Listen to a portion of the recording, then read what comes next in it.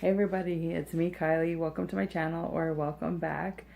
Today I'm going to do for you my December wrap-up.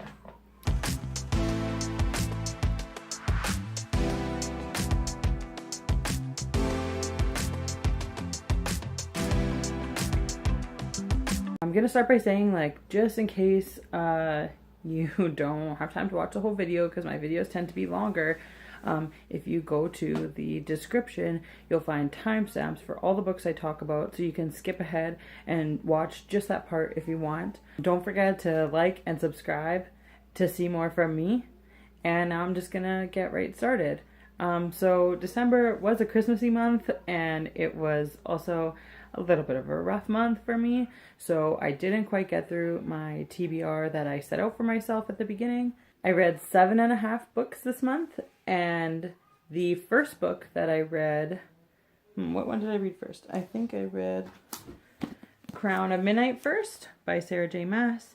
This book I was reading as a buddy read with Grace from Grace Marie, Talia from Bookish Paradise, and since we started, we added Tabby from Keeping Tabs and Zoe from Reader Beat into our group. So it's a big group now. This is number 2 in the Throne of Glass series. This series is following Selena Sardothian, who is a trained assassin. In the last book, she won a contest. Yeah, that's a little bit of a spoiler, but I think it's pretty obvious that that's how it was going to go.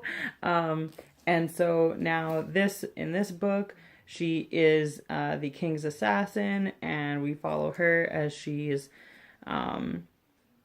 sent to assassinate these people. The king is basically not a very good person, and he's sending her to assassinate people that he thinks are like against him and stuff like that. So we're basically seeing how she handles her life as an assassin, and if she finds out anything more about kind of, you know, what there's other people that, you know, wanted her to win, and we're not sure why. And yeah, after reading this, I gave it 5 stars, but when I was sitting down writing down these notes, I said it was 4 stars. So I don't know, I just read for enjoyment, not for anything technical. This book was everything that the first book wasn't for me. For me, in the first book, like, she talked all the time about, like, how badass she was, and, like, how she could, like, kill somebody in, like, 4 seconds if she wanted to, but we didn't actually see any of it.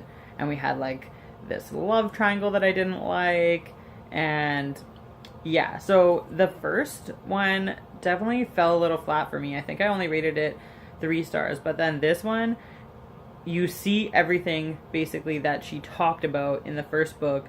There's so much plot, there's so much action happening, and I loved it, and I love where this is going. So yeah, I'm super excited to keep reading. In fact, I'm meant to start reading Heir of Midnight tonight after I finish filming all my videos. So that's awesome. Okay. And then I read the next book that I read was an audiobook.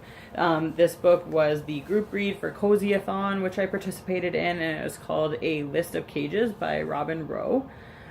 This book has a massive trigger warning for child abuse and a little bit of bullying. It's about a young boy. I can't remember how old he was.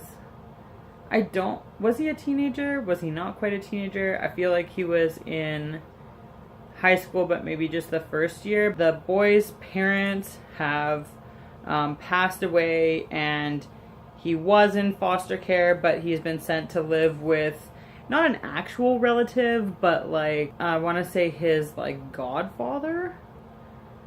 Some like friend of the parents. It's just like this single, you know, middle-aged man that he's sent to live with, and right from the beginning it's kind of like ominous, and like I said, trigger warning for child abuse. So I think what did I score it? I think on GoodReads I gave it 5 stars, but it'd definitely be like more like 4.5. It was a very moving book, and it basically had you crying a lot. It was pretty intense, the content of it, even though it was written really well, and it made me feel really emotional. I definitely was like tweeting on Twitter that like, oh, you know, why are all the adults in this book jerks? And like, it's just so, it seemed so unrealistic how completely like against him, like every single person he came into contact with was. And it was just like, yeah, like absurd to me. But then after I was complaining for like a while, my friend Nicole from A Beautiful Chaos of Books, she tweeted at me that the book is meant to be like to raise awareness for victims of child abuse and things like that. And she made a good point about that I didn't really think of. I think I just was like really into the book, and I just was, yeah, I got like really emotional and I didn't understand like why someone would write about something so terrible. And yeah. It had an okay ending though, so like don't worry, but you should definitely be aware when you're going into that book, but you're not reading a fuzzy, happy, warm story. Which, for Cozy-a-thon, I wasn't expecting the group book to be like that, if you know what I mean. So, yeah. Okay, and then I read, where is it? I read a thriller. I read The Death of Mrs. Westaway by Ruth Ware. This was originally on my October TBR, but I didn't get to it. I finally read it this month, and I really liked it. It is about a young girl. Again, her mother's passed away a few years ago, and she gets a letter in the mail telling her that, and it made me laugh because like this literally happens all the time now, and it's a total scam, but like telling her that her grandmother's died and she's named in the will, so she needs to come to wherever to you know, basically claim her inheritance and find out exactly what it is.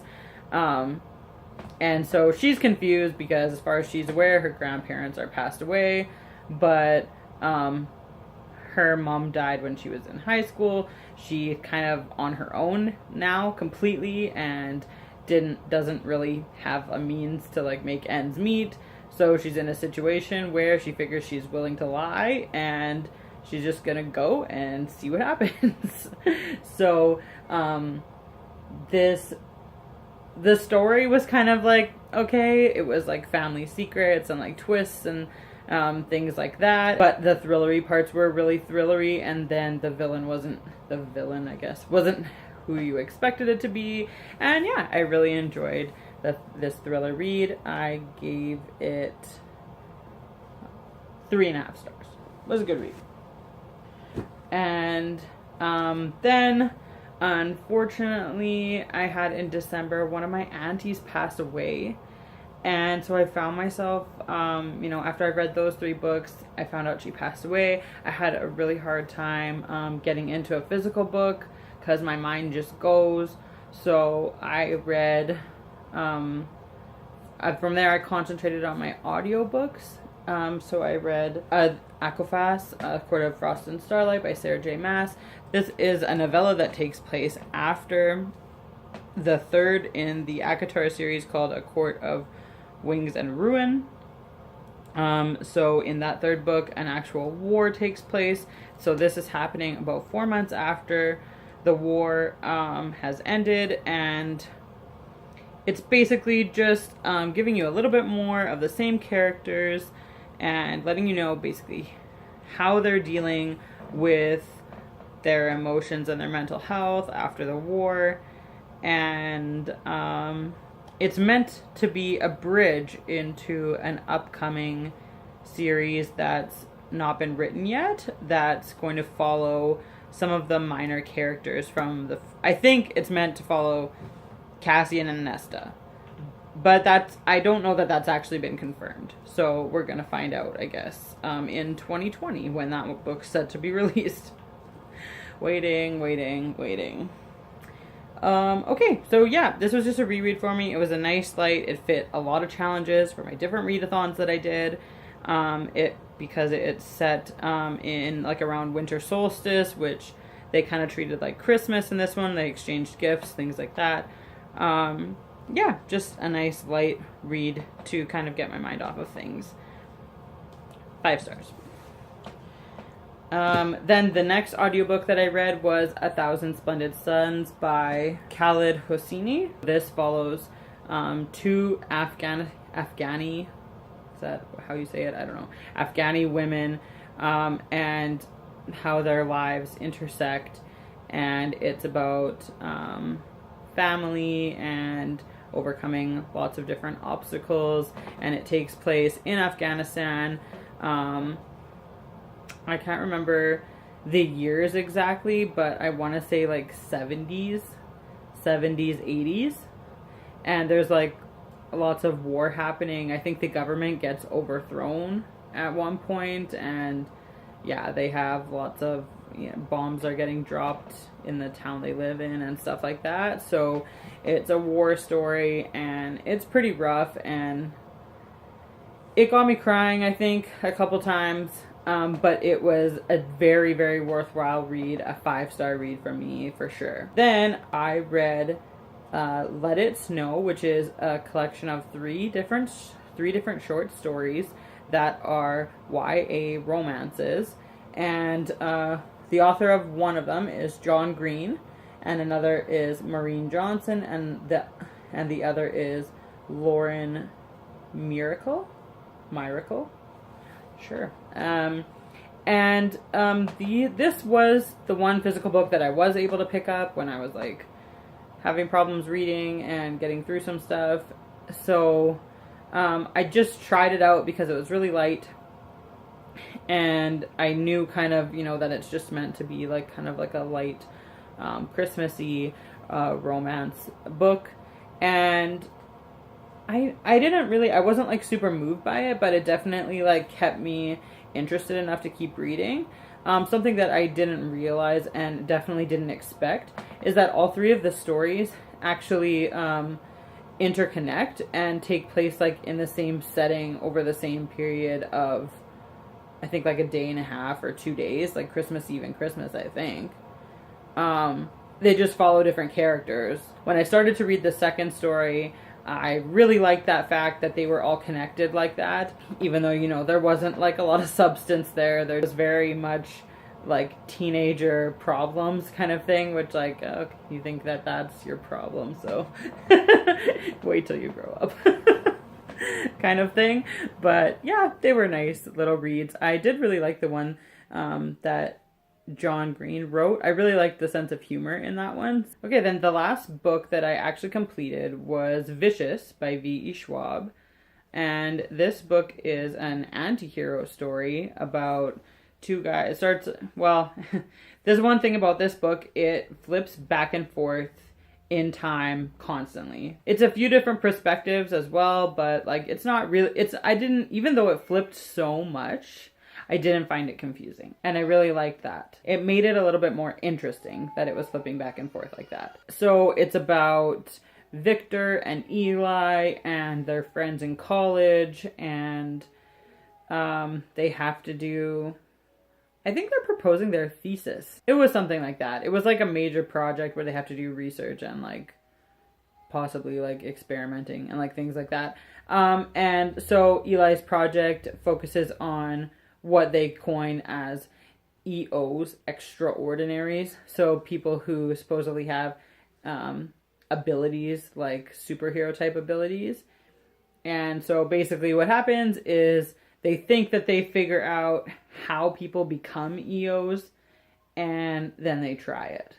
So a lot of things go wrong. Let me just say that. This is my first ever type of novel that I've read like that. Like, I don't think I've ever read like an anti-hero story before. I mean, you're definitely rooting for Victor, but his end game is like he's not gonna be on the nice list. Let's just say that. It was like a really good story. It was super well written. I love V.E. Schwab's very short chapters. It makes it just like a snap to read. I gave that one 4 stars. And that is everything that I read in December. I just quickly want to talk about one that I forgot to talk about in my November wrap-up. I read it on audiobook at the very end of November, and it's called American Gods by Neil Gaiman. And this is an adult fantasy that's based in mythology. And it was really good, but I will say that a lot of it was a little bit over my head. It would go from the main story and to a couple different scenes with other people, and then you never hear about them again, and that completely lost me and took me out of the story a bit. And I'm also maybe not familiar with the type of mythology and the people in mythology that were the gods in those stories. Hi, Mom. Hey, baby. Mom, what are you doing? I'm making a video. I want to do a video of me and Luna. Oh, sure. Okay. And so I kind of had to look up on the internet, like, who the different gods were meant to be. And I actually didn't realize that there's a Netflix show, too. I might try to watch that.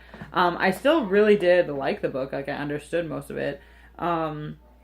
Most of the story, it was a really cool story, and I really liked it.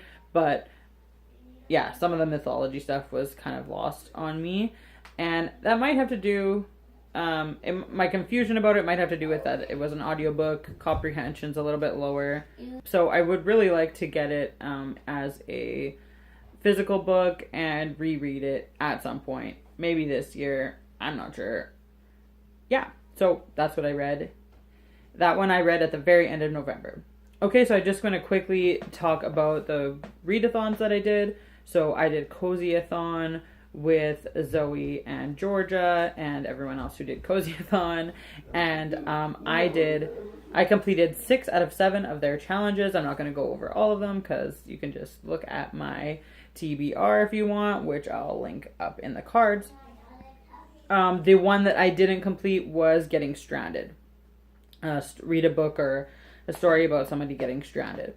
Okay, then for the 12 days of readathon, there were 12 challenges. And I did complete 11 out of 12 challenges. The one I didn't get was, which maybe I did, you can be the judge of that. Read a book that you got as a gift or that you got for free. And one of the books I read, the Let It Snow one with John Green, that was a library book. So does that count? Let me know. Then I also did the magical readathon Christmas at Hogwarts, and I finished 5 out of 6 of those challenges. But with this one, there's a twist because she had a map. Okay, and it was like one of those ones where you start at the top, and once you complete that challenge, then you go to the next, then you go to the next. So the one I didn't complete was like the second one, even though I completed the 3rd, 4th, 5th, and 6th.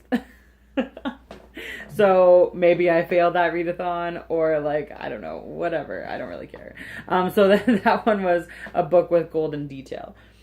So yeah, then just to quickly finalize, you may remember these 3, Inkheart, Cleopatra's Moon, The Revenant. May remember those 3 from my TBR. Just didn't get to them. I kind of had a bad month. I had a death in the family. I had also like some drama happen at Christmas time, and I just found myself unable to read physical books for a long time. So yeah, this one was, Inkheart was meant to be a buddy read with Alex. Alex is really sorry, but we're gonna try again, like maybe in February.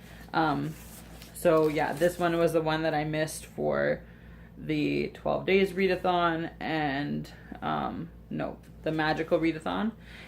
And then this one was the one that would have got me Cozy-a-thons, Getting Stranded, and a book I got for free. So, oh well. But these 3 are gonna be a priority for me. January, February, I do still want to read them and get through them. So, yeah. So those are all the books I read. Let me know if you read them, what you think. And if you agree or disagree with my opinions on them. I'd love to talk to you in the comments or on Twitter. You can follow me at KylieAgarand. You can also friend me on GoodReads. I would love that. And yeah, that's all I have for you today. Bye.